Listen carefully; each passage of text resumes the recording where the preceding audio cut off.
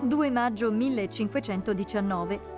Muore nel castello di Clou in Francia Leonardo da Vinci, pittore, architetto, scienziato e scrittore, una delle menti più geniali del genere umano.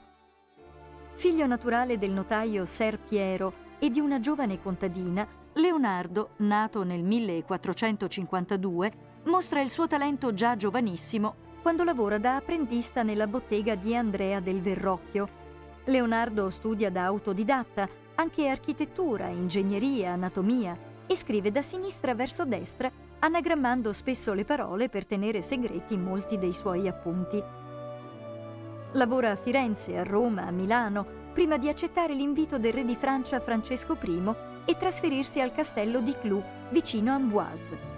Ed è in Francia che Leonardo conclude il dipinto della Gioconda che aveva iniziato anni prima a Firenze e che regala ai francesi.